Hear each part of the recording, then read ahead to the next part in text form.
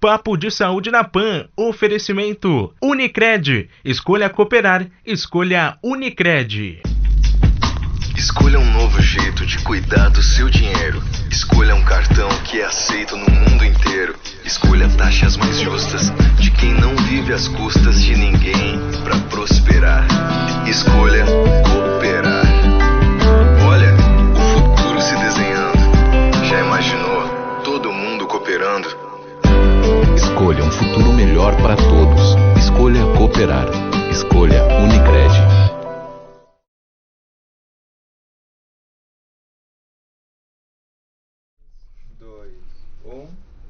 Olá, sejam todos bem-vindos a mais um Papo de Saúde na PAN. Eu sou o Dr. Marco Antônio Van Roski, peço que vocês se inscrevam no canal, compartilhem as nossas entrevistas e deixem lá suas mensagens e sugestões. Hoje vamos falar de um assunto muito importante. A Organização Pan-Americana de Saúde estima que as doenças cardiovasculares são as principais causas de morte no mundo. Mais pessoas morrem anualmente por essas enfermidades do que por qualquer outra causa. Estima-se que em 2016, quase 18 milhões de pessoas tiveram óbitos devido às causas cardiovasculares. E mais de 3/4 dessas mortes, é uma coisa importante, ocorrem em países de baixa ou média renda. Para falar sobre esse assunto tão importante e esclarecer dúvidas e também fazer orientações, recebemos hoje o Dr. Sigmar Stark, cardiologista, Dr. Sérgio Zime, cardiologista, ambos professores do curso de medicina da FURG, como eu, colegas da universidade, para falar sobre esses assuntos. Então nós vamos começar fazendo uma pergunta, Dr. Stark. O que é uma doença cardiovascular? Quais são suas principais causas e possíveis sintomas que tragam algum alerta? Nós entendemos como doenças cardiovasculares várias que comprometem as coronárias, que são as artérias, ou comumente ditas as veias, que levam sangue para o coração. O entupimento, a obstrução, leva a uma doença, infarto, doença isquêmica. Certo. Há também doenças do músculo do coração, que ficaram mais prevalentes agora com Covid, as inflamações do músculo do coração, o enfraquecimento do músculo cardíaco. Nós temos problemas relacionados às válvulas do coração. Nós nascemos com 4 válvulas do coração e principalmente 2 delas podem, em função de algumas doenças e até pelo próprio envelhecimento, criarem problemas e gerarem necessidade de algum tipo de procedimento. Temos também, dentro das doenças cardiovasculares, as alterações elétricas do coração. Nosso coração tem 2% do seu peso de fibras elétricas. Então, essa função elétrica é muito importante, porque o nosso coração bate em torno de 100 mil vezes por dia, todos os dias, né? É uma máquina operativa. Fantástica, né? Fantástico. 5, 6 bombas, 5, 6 litros de sangue por minuto, né? E isso exige uma rede elétrica muito complexa. Nós temos o nosso próprio marca-passo, que é bem melhor do que qualquer marca-passo externo, né? Tem também doenças relacionadas ao pericárdio, que é uma capa que reveste o coração. Então, todos esses componentes podem, durante a vida, apresentar algum tipo de distúrbio. Certo. Doutor Sérgio, quais são os fatores de risco evitáveis e não evitáveis? Eu acho que essa é uma questão importante para que as pessoas, né, se atentem que a prevenção é a melhor forma de tratar o nosso coração. Inicialmente, eu gostaria de agradecer o convite para participar desse programa e é com grande satisfação que eu estou aqui à disposição para falar sobre um assunto de extrema importância. Como você colocou há pouco, as doenças cardíacas, apesar da grande evolução da medicina, ainda continuam sendo a principal causa de mortalidade no mundo inteiro. E isso acontece principalmente em relação às doenças que atingem as coronárias, que são as artérias que irrigam a parede do coração. Quando uma artéria coronária oclui, nós temos um infarto do miocárdio. E quando a artéria apresenta alguma lesão, algum grau de estreitamento, nós podemos ter angina, podemos ter manifestações de isquemia coronariana. Exatamente. Então, o importante é salientar que a doença coronariana, ela possui fatores de risco, e esses fatores de risco são, na sua grande maioria, modificáveis. Isso é importante, né? Pessoal, é modificável, depende da nossa atitude, não é isso, doutor? Exatamente. Os não modificáveis, nós vamos começar pelos não modificáveis. Os não modificáveis são a idade, que vai aumentando o envelhecimento, que aumenta o risco de doença cardíaca. Outro é o sexo masculino, porque os homens são mais acometidos, porque as mulheres têm uma proteção natural até a época da menopausa, causada pela liberação de hormônios femininos. Isso já se iguala depois da menopausa. E outro fator é o fator genético. Indivíduos que são de famílias mais propensas a ter doença cardiovascular, eles são mais frequentemente atingidos. Agora, o importante é que a maioria dos fatores são modificáveis. Então, é importante ressaltar que nós temos que cultivar hábitos de vida saudáveis. Esses hábitos de vida saudáveis são muitas vezes atitudes simples. Caminhar, ter uma alimentação regular, controlar o estresse, não fumar. E uma série de fatores que são extremamente importantes nos dias de hoje, que são consultar o médico. Por quê? Porque a tendência hoje em dia é que o médico estabeleça um perfil para cada paciente.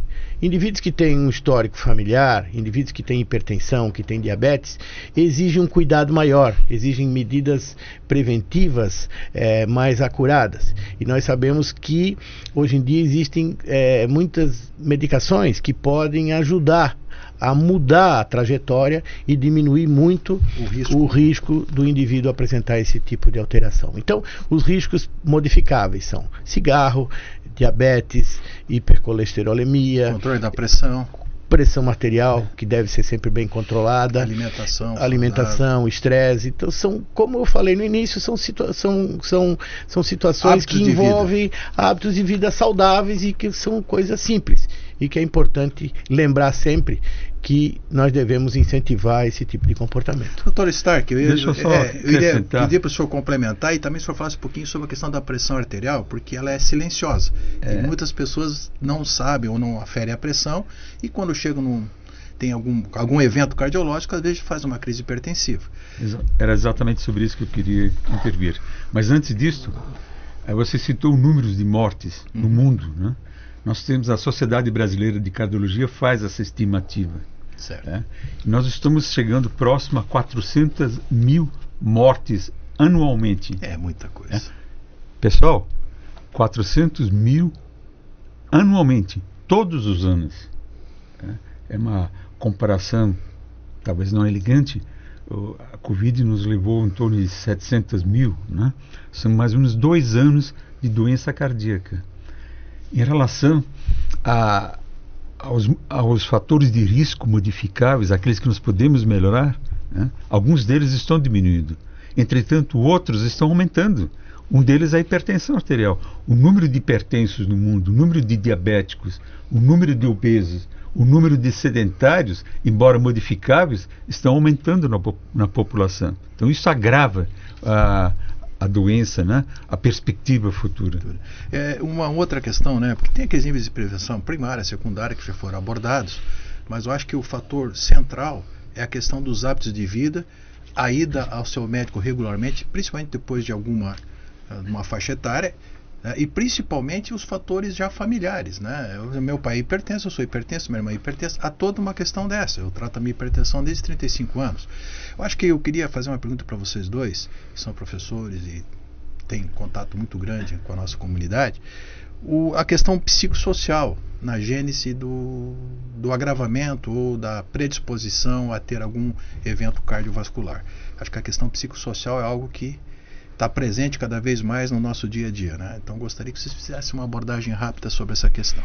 É uma pergunta muito interessante, porque na última enchente que aconteceu em Blumenau, nós dois, 2008, a tragédia de 2008, nós desenvolvemos em Blumenau um trabalho que foi a avaliação de morte súbita e infarto do miocárdio naquelas 2 semanas que sucederam o período da enchente. Esse trabalho foi um trabalho tão interessante que nós encaminhamos para o congresso mais importante dos Estados Unidos, do American Heart, e o estudo foi aceito e nós fomos apresentá-lo lá em Chicago. Na verdade, nós chegamos à conclusão de que os dados nos mostraram que havia uma incidência maior de morte e maior de infarto naqueles períodos de tragédia. E isso coincide com outras situações. Nós temos um estudo que foi desenvolvido agora recentemente na Sociedade Brasileira de Cardiologia, mostrando que essa época de Copa do Mundo, onde existe um estresse muito grande, aumenta exatamente o risco de eventos cardiovasculares. Então é muito importante cuidar da saúde mental da população, mas eu ressalto que existem dados muito sólidos que mostram que a prática de exercício físico ajuda a controlar o estresse. Então esse é um benefício indireto que o exercício traz, quando feito de uma forma regular e constante. Também para ajudar o estresse é uma forma indireta de ajudar a diminuir esse risco de mortalidade. Físico, a dieta adequada, balanceada, correta, diminui a obesidade e é um fator de proteção para as doenças cardiovasculares. Sem dúvida nenhuma. Concordo. Dr. Stark, a sua opinião sobre essa questão? Esse estudo que foi publicado, foi apresentado lá em Chicago, né, que nós elaboramos, ilustra muito bem isso, né? Dá uma claridade nisso aí. Não foram. Primeiro que foi um estudo feito com muita metodologia científica, não é uma estatística simples, né? Só para melhor compreensão, não foram as mortes que ocorreram durante o evento, até compreensíveis, não havia acesso a hospitais, a médicos, pacientes ficaram sem medicamentos, né? Não, foi o que mortes após, já com normalização, com águas baixas, é o estresse pós-traumático, né? Exatamente. Isso também é observado, e nós fizemos esse estudo exatamente por isso, observado em terremotos, em grandes questões climáticas aí. Na tragédia lá do 11 de setembro, né? Dos Estados Unidos também houve um aumento de mortes, isso foi estudado. O estresse crônico, o que é fator de risco? É estresse crônico, a ansiedade crônica, a depressão crônica. Não é porque fique irritado hoje, né? É o prolongamento do estado psicossomático desequilibrado. Exato. Assim. Né? Mas, por outro lado, para o indivíduo, ele procura justificar todas as suas agressões, os seus fatores de risco ao estresse. Né? Eu infartei porque eu estou estressado.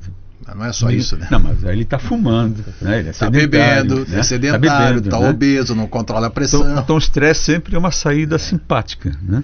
Para simplificar o problema. Então é importante, né, que as pessoas entendam que cuidar da saúde, exercício físico, dieta balanceada, evitar o aumento de peso, controlar a sua pressão, quem for hipertenso, ir ao médico regularmente e principalmente diminuir o seu grau, né, psicossomático é fundamental, né? A gente sabe que momentos como a Covid causam um estresse generalizado, as questões socioeconômicas também trazem, mas acho que se a pessoa ela pode, vamos supor, compensar, procurando também mentalizar, procurando uma ajuda quando é necessário para a questão psicossocial ou para a questão psicológica e com isso também, né, diminuir o seu risco cardiovascular. Você citou rapidamente, não sei se ele vai desenvolver depois, em prevenção primária e secundária. Eu acho que isso é importante para as pessoas entenderem, tem vários níveis. O que é primária? Primária é um indivíduo que não tem doença. Digamos, ele tem um colesterol muito elevado, ou é hipertenso, mas não tem nenhum comprometimento. Ele trata a sua dislipidemia, a sua pressão arterial, para evitar a doença. Prevenção secundária é quando ele já tem doença. Nós diminuímos a progressão da doença. O risco do evento, né? Mas tem um outro tipo de prevenção que eu acho relevante, a prevenção primordial. A primordial, são atitudes, são ações que se fazem para que não se tenha doença. Vou dar um exemplo. Lugar para caminhar. Nós temos em Blumenau alguns locais muito interessantes para caminhar. Mas a grande parte da população não tem um lugar, uma calçada segura, por vários motivos, pelo calçamento, pela qualidade do calçamento, pelo risco de ser atropelado, pelo risco de assaltos, etc., né? Para fazer caminhadas. Então, a prevenção de doença cardiovascular começa também no planejamento urbano, é uma questão urbana. Né? Você precisa de locais para lazer, que estimulem parques, a prática do lazer, né? Estimulem. É uma ciclovia, por exemplo, que você deixa o carro em casa e vai trabalhar de bicicleta, vamos supor, ou vai fazer exercício de bicicleta, já está fazendo. Isto é uma educação primordial. Eu acho que nós temos que prevenção primordial. Nós precisamos evoluir muito ainda nessa questão, né? Uma questão que também acho uma questão de curiosidade, tenho certeza que as pessoas que estão nos vendo e assistindo, eles gostariam de saber assim, qual a doença cardiovascular mais comum e qual seriam as mais graves, mais preocupantes? A mais comum a doença cardiovascular mais comum é aquela relacionada com o comprometimento das coronárias. Que são situações em que há uma oclusão, um estreitamento da coronária, seja completo ou seja parcial. Isso gera uma série de problemas, porque isso pode, depois de um certo tempo, deteriorar o miocárdio, que é o músculo cardíaco. Isso pode causar uma insuficiência cardíaca e pode causar problemas na eletricidade do coração. Existem arritmias, e arritmias que podem ser fatais, que colocam o indivíduo em altíssimo risco de vida, que são secundários a essa isquemia crônica ou essa isquemia aguda provocada pelo infarto. Mas é muito importante lembrar que a coronária ela demora algum tempo para que aquela lesão se instale. E os fatores de risco, eles estão presentes, e muitos indivíduos têm fatores de risco e não sabem, porque, como você falou anteriormente, são doenças silenciosas. Hipertensão arterial raramente dá sintoma. Tem indivíduos que estão muito bem, estão conversando, não sentem absolutamente nada, você mede a pressão, os níveis estão elevados.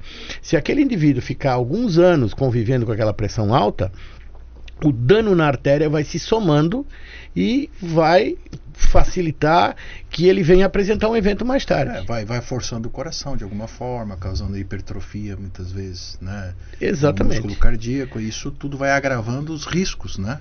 Exatamente. Da mesma forma, o colesterol. Colesterol alto, o indivíduo vai saber que tem colesterol alto quando ele mede colesterol. Essa questão do colesterol aí, você e o Dr. Stark, Sérgio, que é importante, que isso tem muito mito do colesterol, se é familiar, se não é, se toma medicação ou não toma. Acho que isso é um assunto interessante, porque as pessoas às vezes têm muitas dúvidas em relação à questão do colesterol, né?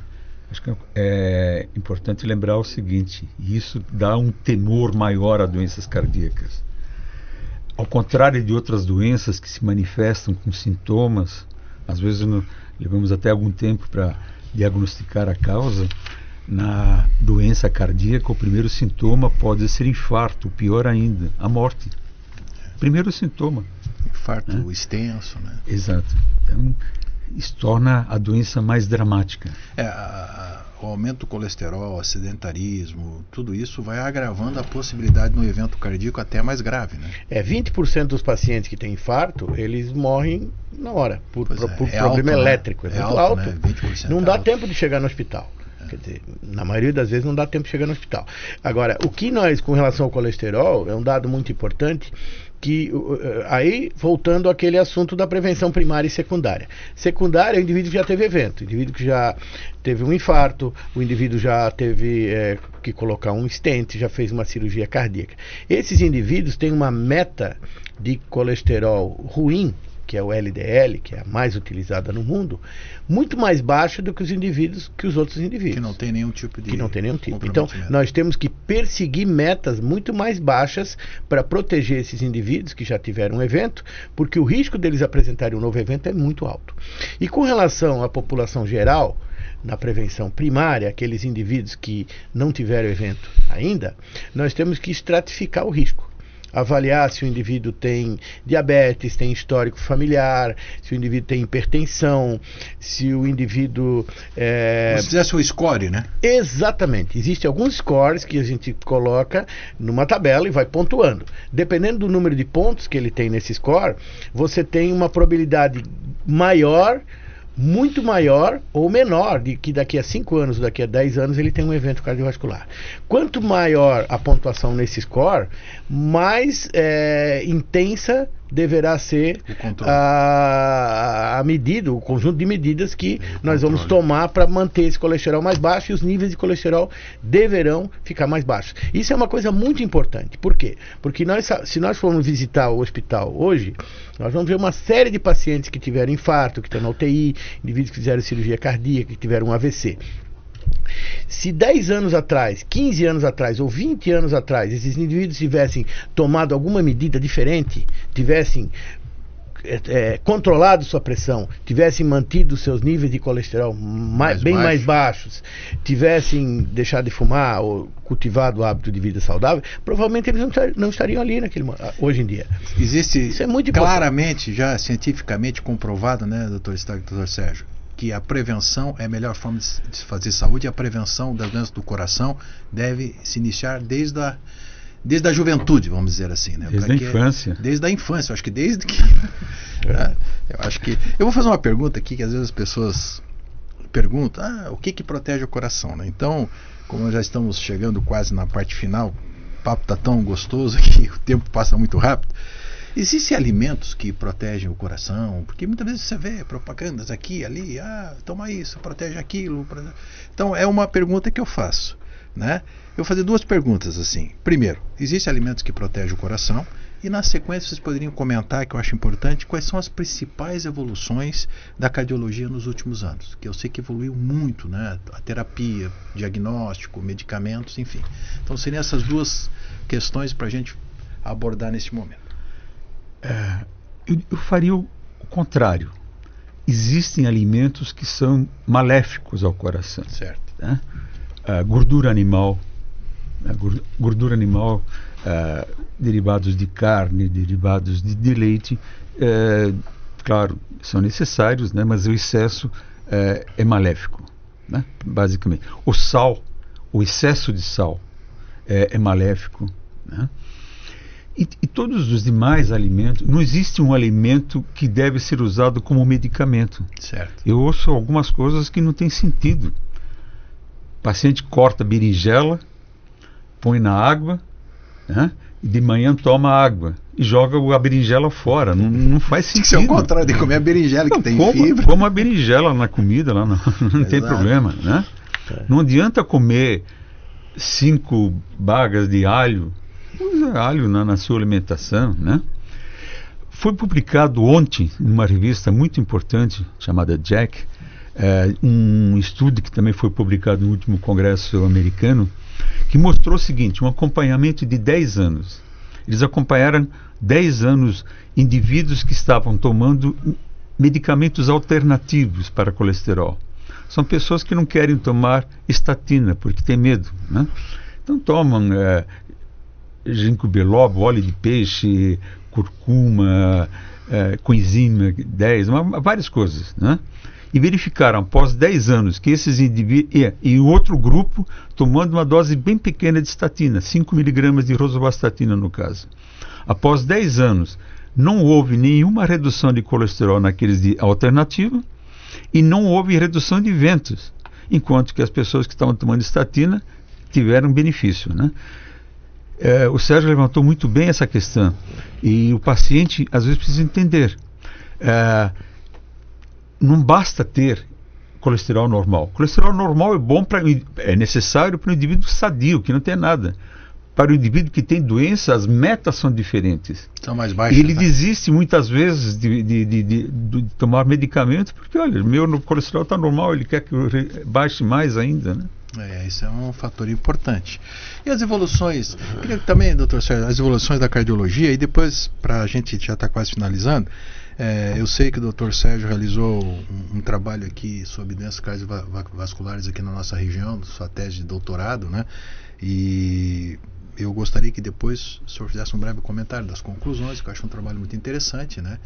E quero lhe parabenizar, né, por ter atingido essa titulação, e ainda mais com um trabalho que foi feito regional. Eu sei que o Dr. Isaac participou de alguma forma como colaborador, então a gente fica muito feliz, até como professor da universidade, de ter duas pessoas que prezam pela questão científica e pelo desenvolvimento da ciência na cardiologia aqui na nossa região. Respondendo à pergunta inicial, das principais evoluções da cardiologia nos últimos anos, na última década, eu diria que houve uma série de evoluções com relação ao tratamento. Por exemplo, hoje em dia é possível implantar uma válvula na posição aórtica sem que você precise abrir o peito do paciente. Isso não serve para todos os casos, é principalmente dirigido para pacientes mais idosos, mas você consegue fazer um procedimento que antigamente era uma cirurgia grande, através de um procedimento muito simples, por um dispositivo colocado por dentro de uma artéria, e o indivíduo, 2 dias, ele já vai para casa e com evolução muito boa. Existe uma série de evoluções no tratamento, aqueles stents farmacológicos, eles têm evoluído cada vez mais. Mas o importante que nós observamos, talvez o mais importante, seja a evolução na qualidade dos medicamentos. Antigamente, os medicamentos que eram utilizados, por exemplo, para o colesterol, eram medicamentos pouco potentes e eram medicamentos que tinham um risco mais alto de efeitos colaterais. Hoje em dia nós temos medicamentos muito mais potentes, que dão muito menos efeitos colaterais e que evitam mortes, com uma significância estatística muito importante. Nós tivemos grandes evoluções, por exemplo, com relação aos anticoagulantes.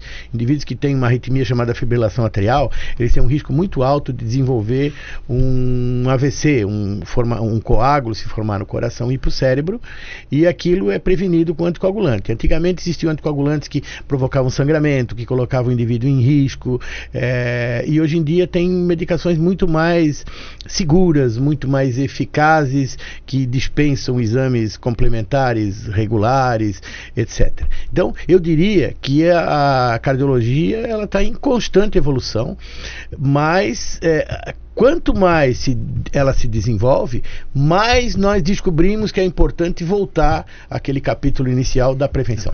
A prevenção é fundamental. Porque evitar o evento, né? Evitar que o evento aconteça, exatamente. Hoje em dia nós temos dispositivos, marca-passos mais modernos, nós temos, quando o indivíduo tem uma parada cardíaca, existem na Europa já dispositivos que o drone leva um aparelho para o local onde o indivíduo está, para que seja aplicado um choque, ao mesmo tempo já é deslocada uma ambulância para o local.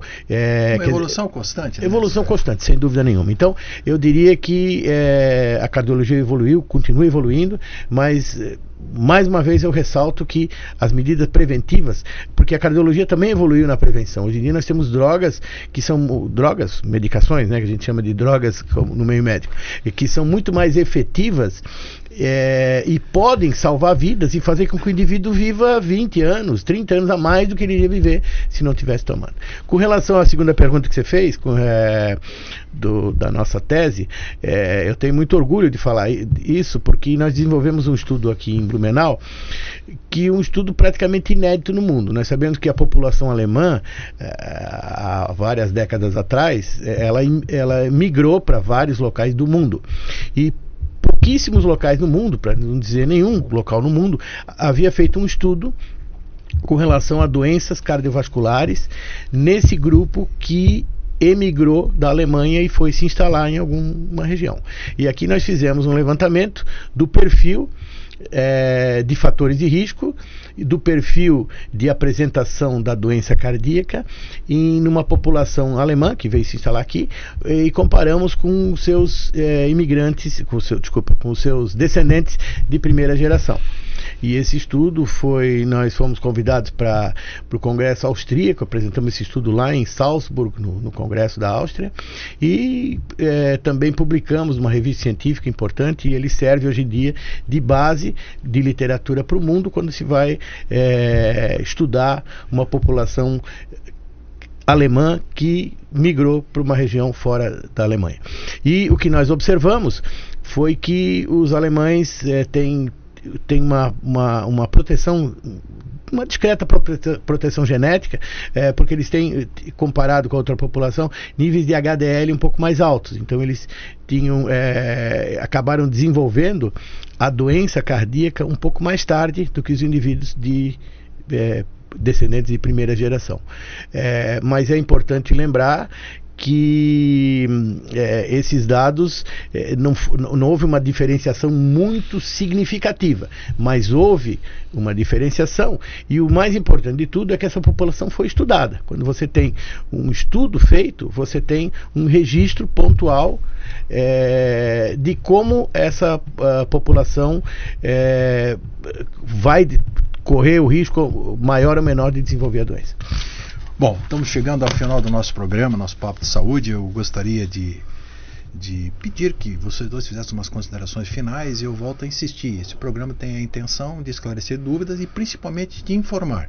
Informar sempre no sentido da prevenção, buscando que as pessoas não adoeçam, ou as pessoas que tenham problema se previnam ainda melhor, façam seus tratamentos regulares, procure o seu médico. Então eu gostaria de passar para o Dr. Stark, para o Dr. Sérgio, para que façam as considerações finais e principalmente as orientações finais que acharem pertinentes. Bom, em relação à nova tecnologia de medicina, os avanços da cardiologia, o Sérgio já deixou explícito, mas eu quero destacar um dos grandes... Quando se pensa em avanço, você pensa aparelho, né? Mas um dos grandes avanços foi o conhecimento médico, né? Nós estamos manejando muito melhor. Para quem tem 40 anos de cardiologia, é uma diferença muito grande. Às vezes vem um paciente de 30 anos, eu dei uma olhada na ficha, né? Nossa, eu fiz isso no começo, né? Que coisa absurda. Nós evoluímos muito. Rapidamente. O conhecimento, o manejo, né? E expressar minha gratidão de estar com dois colegas, nós três professores da FURB, né? Nós, desde 1993, já estão passando quase 2.000 alunos, né, por nós. A gente teve a oportunidade de desenvolver alguma atividade acadêmica. Então, foi um momento muito agradável estar aqui com vocês. Da mesma forma, eu me sinto muito contente de ter participado desse evento. Quero agradecer mais uma vez o convite e ressaltar a todos que a cardiologia é uma especialidade que cresceu muito, que se desenvolveu muito, e que hoje em dia nós contamos com um arsenal terapêutico muito sólido, muito vasto e muito seguro. É óbvio que ninguém vai precisar sair tomando remédio para qualquer coisa o tempo todo. Sempre ter orientação médica. É lógico, é muito importante isso, você ter orientação médica. Existem indivíduos que têm uma certa ressalva com relação, não gosto de remédio, não gosto disso, não gosto daquilo, eu quero procurar meios naturais. Só que a gente, em medicina, em cardiologia principalmente, nós lidamos muito com estatísticas. Estatísticas avaliam milhares de indivíduos, acompanham durante muitos anos, e depois nós temos um percentual. Naquela população a mortalidade foi 5%, e na outra população que foi tratada dessa forma a mortalidade foi 1%. Quer dizer, existem reduções muito significativas, e é nisso que nós nos baseamos para receitar remédio. A gente, óbvio que quem puder resolver com atitudes saudáveis deve resolver, mas, por exemplo, o colesterol, se você diminuir, se você fizer só a dieta, você vai conseguir baixar 15%. Tem indivíduos que precisam baixar mais de 100% o colesterol. Então, os remédios estão aí para nos ajudar, mas é óbvio que eles devem ser utilizados de uma forma muito coerente, de uma forma muito bem analisada e individualizada. O que nós fazemos muito hoje em dia em cardiologia é individualizar o paciente, ver o que ele tem de características, quais as probabilidades que ele apresenta. E essas informações eu acredito que são muito importantes, porque são situações com que nós nos deparamos diariamente aí na prática clínica. Nós tentamos levar esses conceitos para os nossos alunos, para os nossos residentes, e a ideia é que a gente consiga aumentar muito o tempo de sobrevida das pessoas e fazer tudo o que nós pudermos para diminuir a mortalidade nessa doença que já tem um histórico não muito agradável, exatamente, mundo, né? Ainda continua sendo. Então, agradecendo a presença dos meus colegas, amigos, pessoais de longa data, companheiros de jornada na FURB desde o começo, né? Dr. Stark, Dr. Sérgio, e dizer às pessoas que estão nos assistindo, a melhor forma de se fazer saúde é a prevenção. E através da prevenção, fazer algum diagnóstico quando for necessário ou quando ocorrer. Mas o principal é prevenir e fazer o tratamento adequado quando for necessário. E sempre entendendo hábito de saúde saudável, alimentação saudável, procurar seu médico regularmente, prolongam a vida. E a medicina sempre trabalhou em cima disso. Então a ciência ela evoluiu para quê? Para prolongar a vida com qualidade. Para que as pessoas vivam mais e com uma qualidade de vida melhor. Então, agradecendo a vocês que nos acompanharam, mais uma vez peço que se inscrevam no canal, compartilhem as nossas entrevistas e até um próximo programa Papo de Saúde na PAN. Obrigado a todos.